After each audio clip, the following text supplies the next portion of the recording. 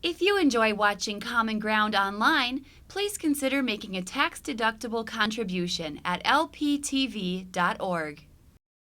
Common Ground is funded by the Minnesota Arts and Cultural Heritage Fund and the citizens of Minnesota.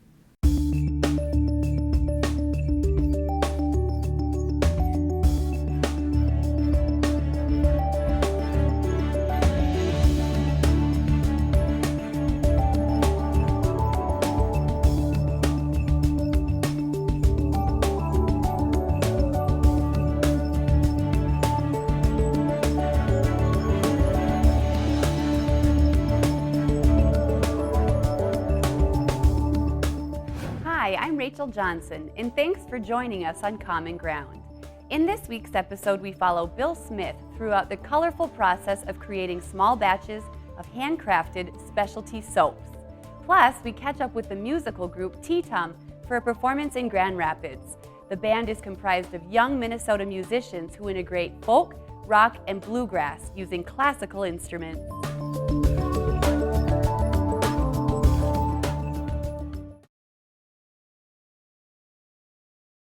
I started making soap about 10 years ago as a hobby. I'm a nuclear engineer by training.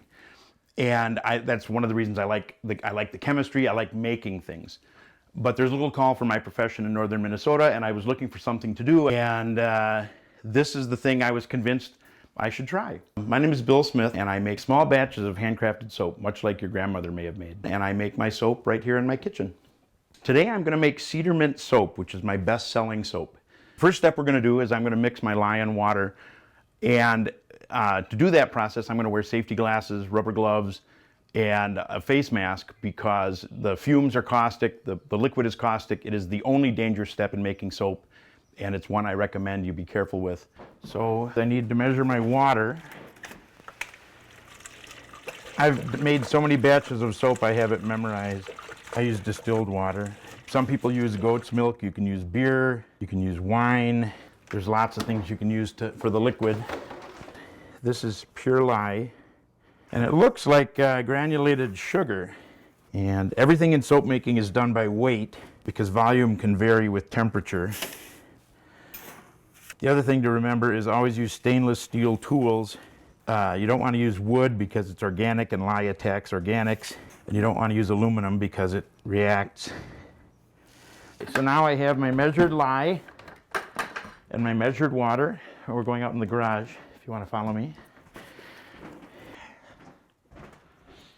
Soap is technically a salt, and it's a mixture of a fatty acid and a strong base.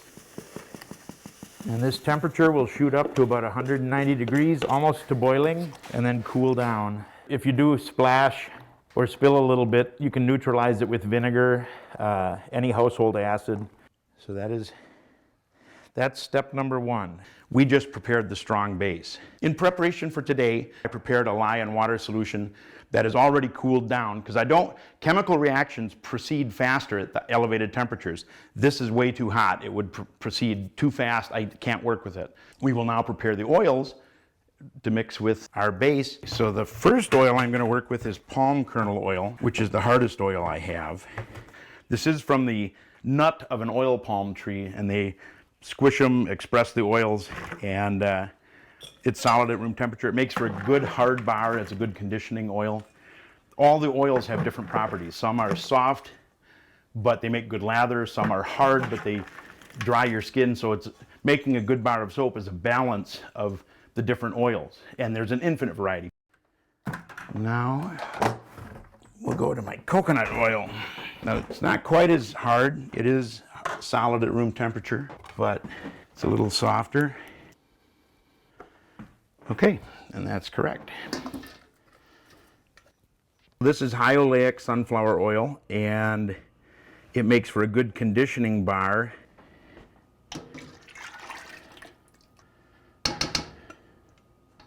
Next one I'll do is olive oil. That is the major component of my soap. It makes a great soap. It makes a nice hard bar, but they don't lather very well, and people like lather. So the other components are used to make a harder, longer lasting bar, to make better lather, make a longer lasting lather, more creamy lather. Is good conditioning, but it's fairly soft. It never really sets up as well as I would like, personally. I just have to balance its downsides with something else. And then there's one more component, and that is castor oil. It's a ricinoleic acid. It comes out of castor beans. By itself would make a terrible bar of soap, but as a little part, it makes the best lather in the world. So that's all the oil. So now I just have to blend this. It'll turn completely transparent as all of my oils melt.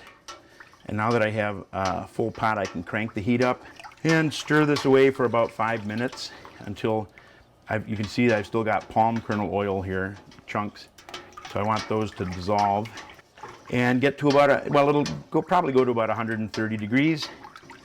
I tend to mix my soap at about 125, so I'll let it cool for a few minutes, and then I'll mix my lye and we have soap. When I mix my lye and water solution with my oils, the soap making process starts immediately. I need to have my scent and my color already prepared. I don't have time to deal with that once I'm making soap. So I'm going to spend about a minute and actually measure out my scent and measure out my colorant. So this recipe calls for a half a teaspoon of green chrome oxide, which is a mineral iron oxide. Let's see, so I want to dilute that with some distilled water. And now water-soluble dyes I'll add to my lye mixture before I put it in the soap or put it with the oil. I tried making a tie-dyed soap once. That was a nightmare. Because you have to do it all within minutes. So you've got 5 colors in 5 minutes. And it's very hard to do. Now we're going to go with scent. You can use fragrance oils, essential oils. You don't have to have any scent at all. And it's one of the most expensive parts of making soap, because especially if you're using straight essential oils, because they're pricey. So for this I need 4 ounces. So now we have cedar mint scent and we have cedar mint color. So here I have my water soluble color, which I'm going to add to my lye and water solution. And then I'm going to add this to my melted oil, which is now at the right temperature, and the process of soap making will start. Modern science has come up with the stick blender. This makes short work of it. If you're going to make soap, you need one of these. Now this gets noisy. You start blending the two together. You can see it's very thin at this point. In a few minutes, what you end up with is a thick paste. It's like pudding, but this is becoming soap right now. And so it's colored soap, but I haven't added any scent yet. And you can see it's becoming a little thicker. At this point, I'm going to add my cedar mint scent and mix it through and put it over in the mold. You'll see right away the cedar mint tends to set this up fairly quickly. It'll start turning into chunks. So I have to blend this through. You can see the texture change immediately. So I've got to get that scent all the way through. It's thickening up quite fast. Okay, this is pretty close to ready to go. So at this stage, we take our puddingish consistency and pour it into the prepared mold. The handcrafted soap making business is very busy from June through December, but because of the lag time in making soap, I have to start in January. I've made 3,000 bars since January 1st of this year already. Getting ready for that because I can't make it at the last minute. It takes a long time. I actually made myself a tool for leveling the surface. And this is like working concrete. I just screed the surface smooth because I'm trying to make consistent bars for the public. You know, when I sell them, I want constant weights. And this mold will make 48 4-ounce bars of soap. So we'll set this here. I always cover them because if you don't cover them, you can end up with a white, it's a harmless powder on the top. They call it ash. This is an exothermic reaction going on as it makes soap, and it's becoming hot. All of the oils are reacting with the lye, and it will heat up from the center to the outside edge and become clear as it turns into soap. And then as it cools back, the reaction completes, it'll turn solid and opaque again. 2 days ago, I made the same soap, cedar mint, so that I'd have some that has already gone through the gel phase, heated up, cooled down, and is solid and ready to be demolded and cut into bars. This is 48 bars of 2-day-old cedar mint soap. Okay, and this weighs about 16 pounds. Some of that is water weight, which will dry over the next 6 weeks as I let the soap cure. But it is usable soap today. I put this plastic on to keep it clean and away from the atmosphere while it's setting for those 2 days. So now I have a block of soap lined with freezer paper. So the first thing to do is to take all the paper off.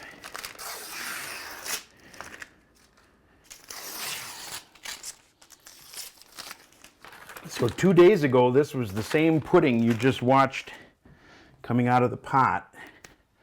And it is now one big block of soap ready for cutting into bars. Now, I used to cut all my bars of soap by hand, but when you make as much soap as I do, that gets very difficult. I had huge calluses and sore hands. And so what I did, rather than cut them all by hand, I went out and bought a wire frame cutter, which is just piano wire, stepped for height. I've gotten pretty fast at this because I've made hundreds of batches of soap at this point. But as I was saying, for a small home soap maker, you can do this with a kitchen knife, and it works perfectly well. This just makes a nice consistent product since I'm trying to sell them. Okay, so that's 1 log, 2 logs, 3, and 4. So now I'm going to change the height on my cutter so that I can cut these smooth on the top, because I like a nice consistent looking bar of soap. It makes it easier to wrap, and it's a consistent product. Everybody knows what they're getting. And tighten up my wire.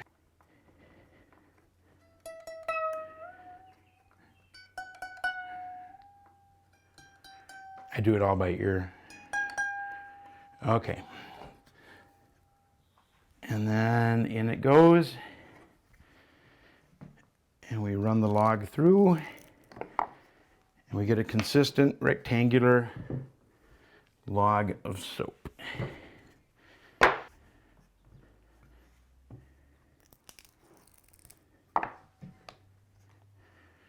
And I've worked it out pretty darn close where I don't have much waste at this point. And actually none of it goes to waste because these are what my family uses for soap. We just roll them up. That's how soft they are. They're rollable.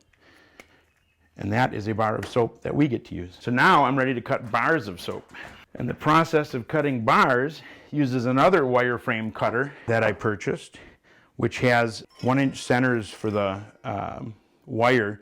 You can buy these at 1 1/4, 1 1/8, variety widths, whatever you'd like. So what I do is I take my log, line it up with the 2 ends. It turns out these are 1 inch. It's a 12-inch log, 1-inch centers on the wire. And I have just made 12 individual bars of soap. Just like so. They're quite soft at this point. They're usable. They lather just fine. They have all of that, the good properties. So at this point, even though it's usable soap, I put them downstairs for 4 to 6 weeks and let the water evaporate out so that they're what I consider a finished bar ready for sale. And that's what makes a nice, luscious bar. You don't know commercial bar does that because they grind all their soap. Commercial soaps are boiled by the ton. They're made fast in about 4 hours. Then they're cooled and ground. And that's when you see something says triple milled. It means it was ground 3 times to make it very homogeneous. And then they add their color and they add their scent and then run it through a huge press. And it's one of the reasons why a commercial bar of soap, they tend to crack when you get, down to the last little bits because they've all been ground and fractured and just squished together. These actually are organically all intertwined molecules, and these you can get down to just the thin little sliver and they hold together. It's much more labor intensive to do it this way, and commercially nobody does this. This is an unscented and uncolored bar of soap right here. And so this would have been pretty much what your grandmother would have made 100 years ago. We got away from that from the 1920s through the 1960s. Mass production was what everything was all about.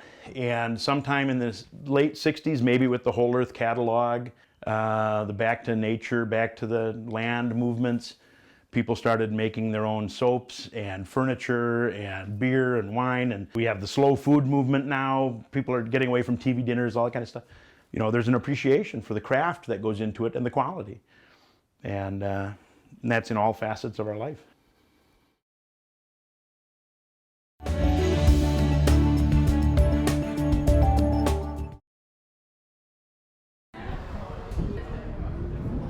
My name is Freeman Ryan. I play the cello. I started playing when I was about 6 years old with the strings program here in Grand Rapids.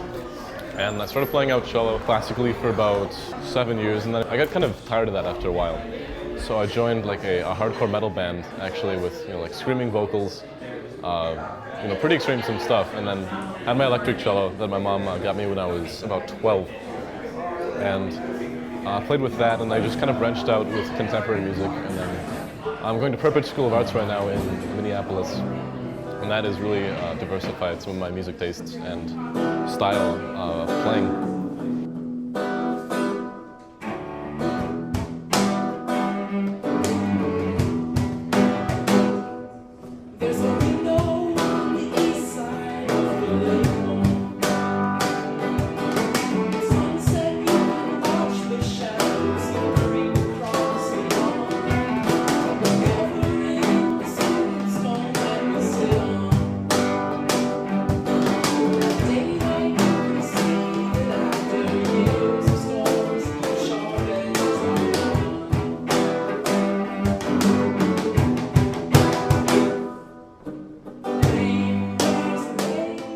We have this band Tea Tum. My friend Otto Kildegard plays guitar and sings and stuff and writes the lyrics and the chords and the general overall structure.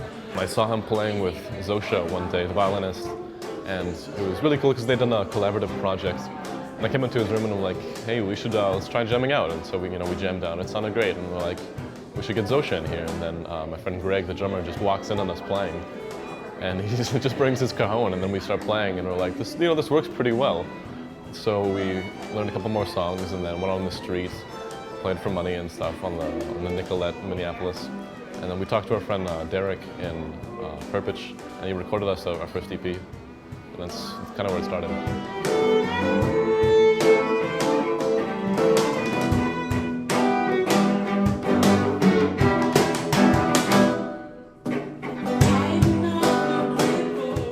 My name's Otto Kildegard. At the Purpose Center, I've been building myself in a way that I wasn't at a normal high school. I came into the Purpose Center with a sense of music that was really classical and based on sheet music, and really the recreation of music rather than the production of music. And so, I guess at Purpose, what I've really been taking away is kind of my own voice and being able to say what I want to say through music. And this band that we have put together is just the perfect reflection of that, the skill that I've been building.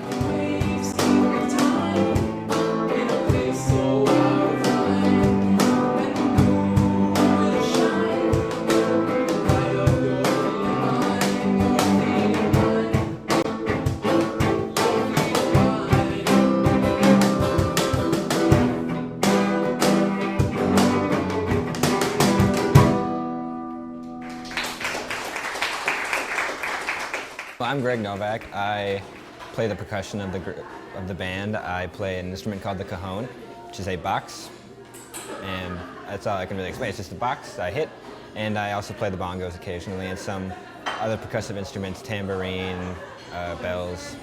Oh, it's fantastic performing with this group. It's an experience really, because all these guys are so talented. And well, we've had one official performance at a coffee shop in Morris. We usually busk in downtown Minneapolis, right on Nicolette Mall. We make a good amount of money there, and that's where we meet a lot of our fan base. People who like us on Facebook or will find us online, they first see us out on the street.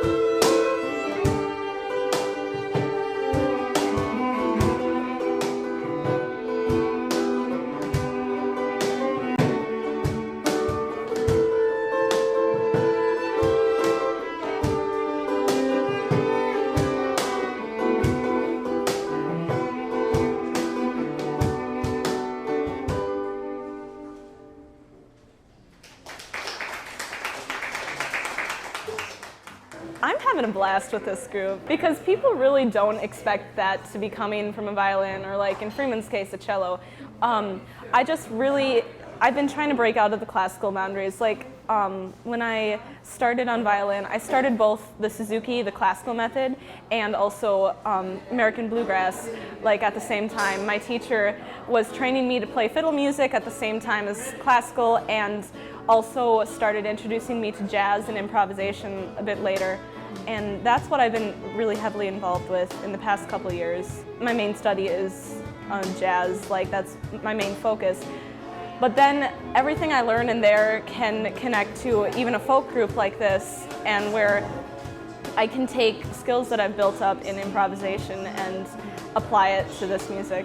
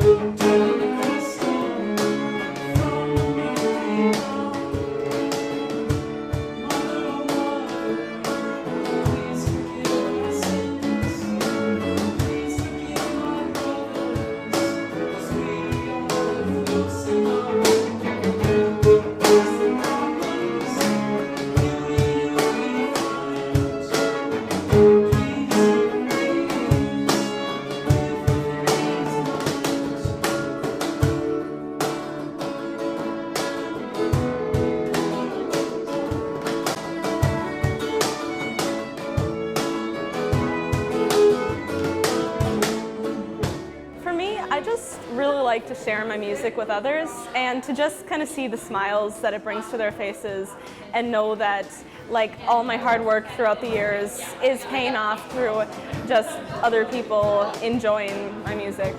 For example, we were playing on the street once, and this mother came along with her little son, and he was just crying away. But then, right as they passed us, he heard the music and looked up at us, and just this smile came up on his face, and he left happy as can be, and just moments like that are what really makes it. Yeah. I would say when asked what we play some Tea Tum music. I would say we're almost our own genre. With music, I really feel like there's this strange world where these classical musicians try and play contemporary, and like maybe they've been too ingrained in the classical for too long, and they just, they play covers of pop stuff and stuff, and it's frustrating to me. And I really would like to be one of the first persons to branch out from that, try and get it away from like the trap and like the cage of some of the technicality, and really focus on the cello as like a real compatible instrument. Like it's as diverse as guitar. You can play as many genres as guitar. Like people see it still as like the classical instrument, three-piece suit, and it really doesn't have to be that way. We hope you enjoyed this episode of Common Ground. Thanks for joining us, and we'll see you next week. If you have a segment idea for Common Ground pertaining to North Central Minnesota, contact us at legacy@lptv.org or call us at 218-333-3022. If you enjoyed this episode of Lakeland Public Television's Common Ground, consider making a contribution at lptv.org.